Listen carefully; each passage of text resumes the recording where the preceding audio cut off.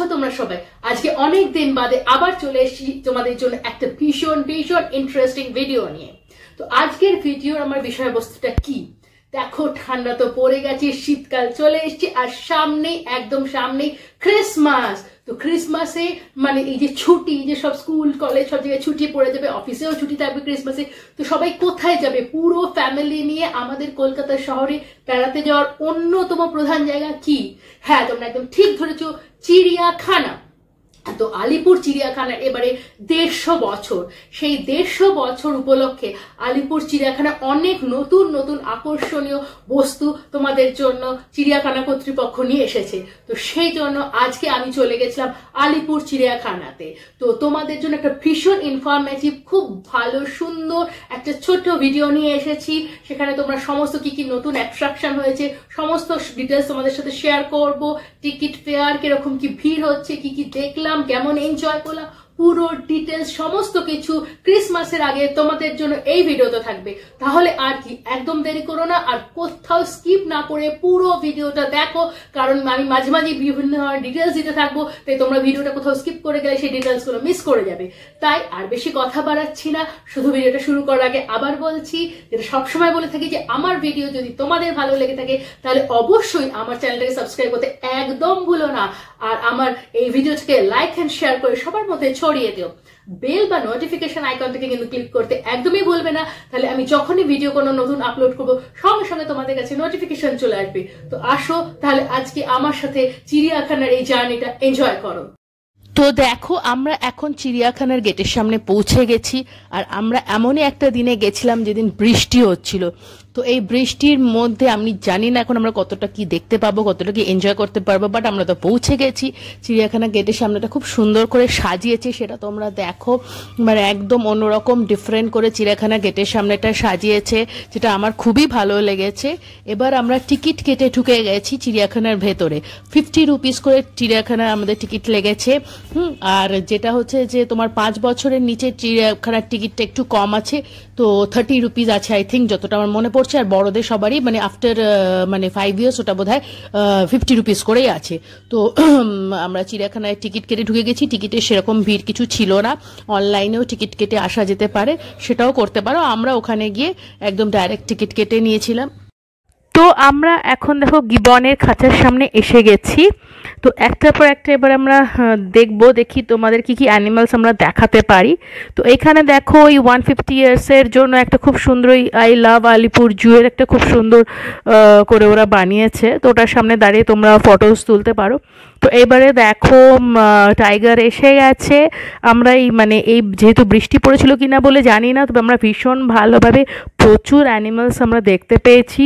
মানে আমরা ভিডিওতে দেখবে তোমরা, মানে বলতে গেলে সব অ্যানিমালসই আমরা দেখতে পেয়েছি। সবাই বাইরে ছিল, যেটা হয় ভেতরে ঢুকে বসে থাকে দেখতে পাই না, কিন্তু তা হয়নি। দেখো কি দারুণ, কত একদম সুন্দরভাবে পুরো টাইগারটা ঘুরে বেরিয়েছে। আমরা পুরোটা দেখেছি, ভিডিও করেছি তোমাদের জন্য। তো আমাদের সাথে তোমরাও দেখতে থাকো আর এনজয় করো।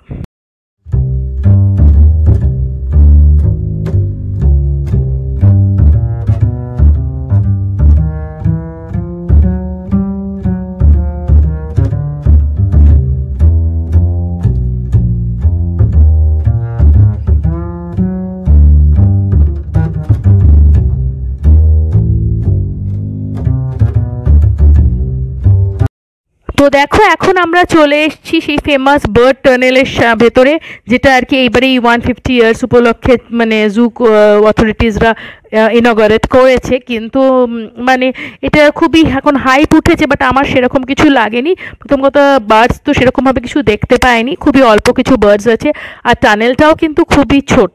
হ্যাঁ, একটা নিউ এক্সপিরিয়েন্স বটে, আমরা টানেলের ভেতরে আর বার্ডসগুলো বাইরে।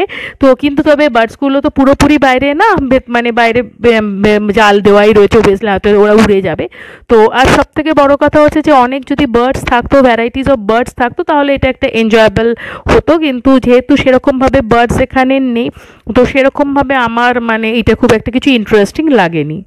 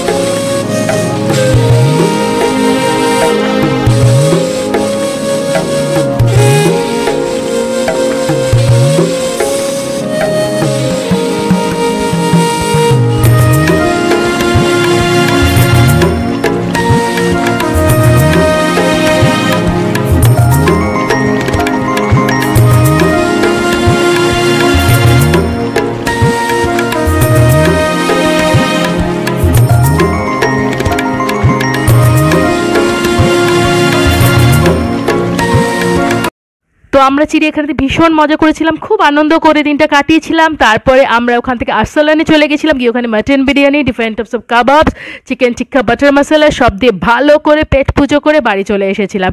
আজকে আমার ভিডিওটা এখানেই শেষ করছি। তোমাদের যদি আমার ভিডিও ভালো লাগে তাহলে অবশ্যই আমার চ্যানেলটাকে সাবস্ক্রাইব করতে ভুলো না, আর আমার ভিডিওটাকে লাইক অ্যান্ড শেয়ার করে সবার মধ্যে ছড়িয়ে দিও।